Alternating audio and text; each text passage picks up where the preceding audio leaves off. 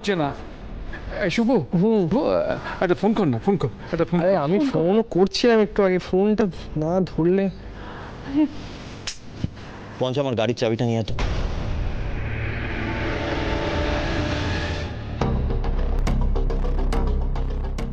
তুই আবার কোথায় যাবি এখন?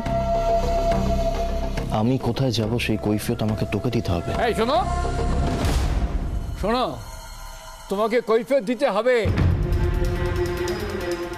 টেনশন আমার পা উঠছে না। হ্যাঁ, তুমি এমন গাড়ি নিয়ে কোন মহৎ কাজে যাচ্ছ যে আমাদের বলতে পারবে না তুমি? দাদু অ্যাকচুয়ালি আমি মেসমশাই আমি বলি কি, ভাগ্নে রণর দাদাভাইকে নিয়ে খুব টেনশন করছে। কেমন আছে, কি হয়েছে না হয়েছে সেটা ভাবতে ভাবতে ওর না শরীর মনটা আনচান। এই শোনো শোনো, শরীরটা কার, ও না তোমার? না ওর। তা আনজান করছে কার, ও না তোমার? ওর। তাহলে আমি তো মামা নাকি? হ্যাঁ, আমি তো মামা। মেসমশাই সেই জন্য আমি বুঝতে পেরেছি ওর ওরকম হচ্ছে। সেই জন্যই আমি ওকে বললাম যে বাইরে গিয়ে একটু খোলা হাওয়ায় ঘুরে আসতে মন মেজাজটা ভালো লাগবে।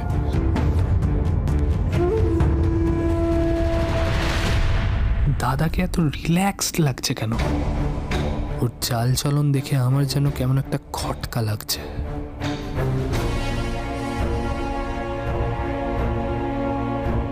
হ্যাঁ এক্স্যাক্টলি, আমার শরীরটা ঠিক ভালো লাগছিল না, তাই ভাবলাম একটু বাইরের থেকে ঘুরে আসি। মামু চলো। হ্যাঁ পঞ্চা, একটা চাবি নিয়ে আসতে কতক্ষণ লাগে তো? ওয়ার্থলেস একটা।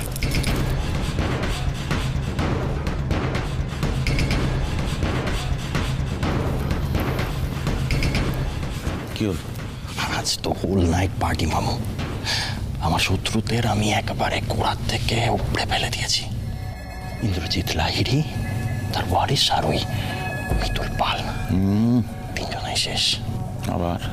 হ্যাঁ, আর কতবার বারণ করবো? বারবার বলছি কথাটা শোনো। দেখো, পার্টি করতে যাচ্ছ যাও, কোনো অসুবিধা নেই, কিন্তু এখনই এতটা নিশ্চিত হয়ে যেও না। এখনো কোনো খবর আসেনি কিন্তু, মাথায় রেখো। হ্যাঁ চলো।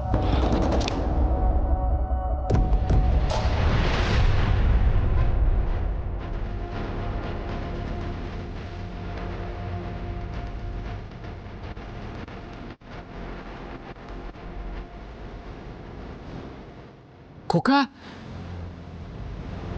খোকা, ইন্দ্র কোথায়?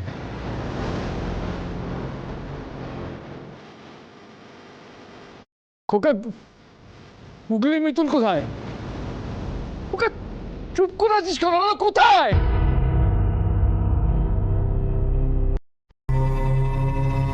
বল কোথায়?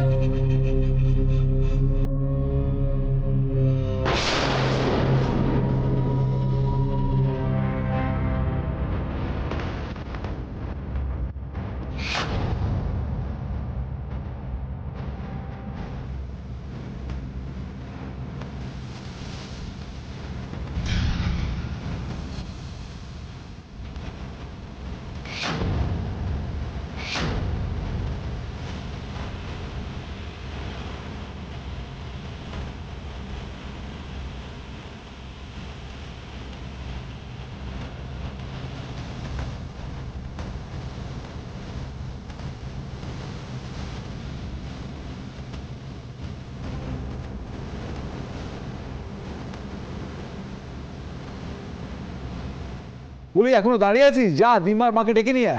হ্যাঁ বাবা। মা, মা তাড়াতাড়ি এসো, দাদা ভাইরা চলে এসেছে। কই আমার দাদু ভাই এসেছে? কই, কোথায় কোথায় আমার দাদু ভাই? দাদু ভাই, দাদু ভাই কই? এই তো, এই তো আমার দাদু ভাই। দাদু ভাই, তোর যদি কিছু হয়ে যেত আমি বাঁচতাম না দাদু ভাই।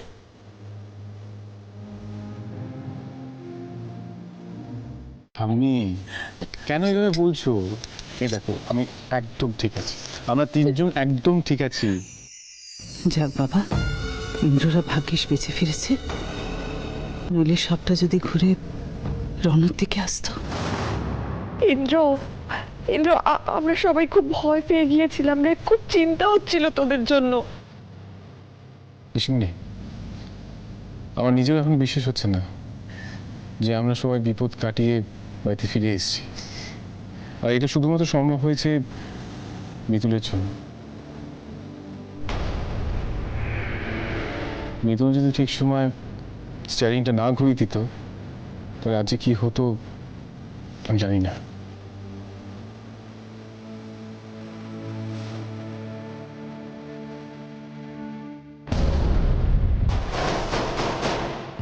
এই মেয়েটাকে যদি নিজে হাতে গলা টিপে মেরে ফেলতে পারতাম না তাহলে আমার শান্তি হতো। এসব বোনাস করেছে, একদম এসব কথা ভেবো না।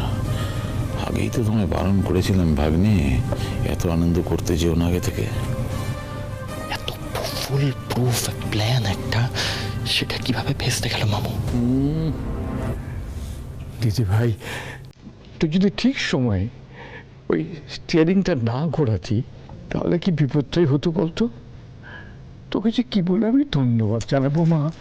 দাদু, আপনি কি বলছেন বলুন তো? এসব এরকম বলবেন না।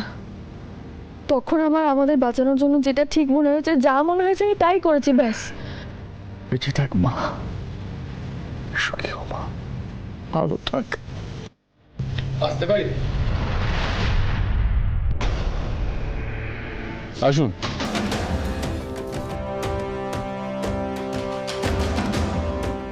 বলুন অফিসার। একটা জরুরি কথা ছিল।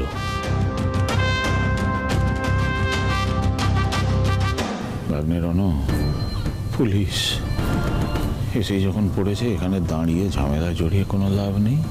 চল এসো। সরস্বতী, তুই গুগলিকে নিয়ে ওপরে যা। হ্যাঁ হ্যাঁ, আমি এক্ষুনি যাচ্ছি। চলো গুগলি। মিস্টার লাইরি, আপনি যখন গাড়ি ড্রাইভ করছিলেন তখন গাড়িটার কন্ডিশন কীরকম ফিল করছিলেন?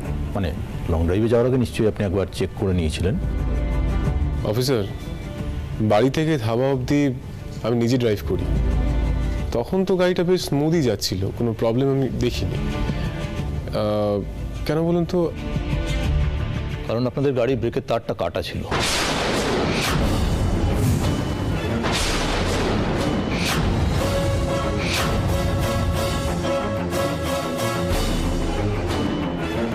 কি ব্রেকের তার কাটা ছিল?